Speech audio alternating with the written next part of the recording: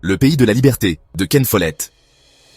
Une épopée dans l'Écosse, l'Angleterre, puis l'Amérique du XVIIIe siècle, qui mêle quête de liberté, esclavage et passion amoureuse.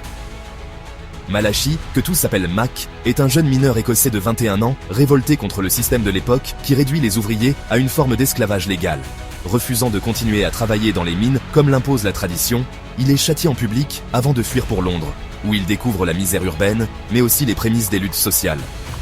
Là-bas, il recroise la route de Lizzie, une jeune aristocrate, coincée dans un mariage sans amour, avec un propriétaire brutal, fils cadet de l'homme qui a fait châtier Mac.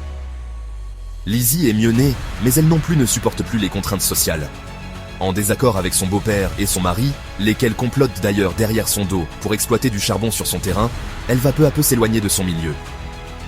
Accusé à tort, Mac est condamné à l'exil dans les colonies britanniques d'Amérique, en Virginie. Là, il devient esclave sous contrat dans une plantation où il retrouve Lizzie, mais sa quête de liberté le pousse à rejoindre l'ouest de la colonie, un territoire non soumis aux lois britanniques. Après avoir réussi à fuir le mari violent de Lizzie, ils s'établissent sur des terres libres du Nouveau Monde, où ils peuvent enfin vivre ensemble et surtout, libres.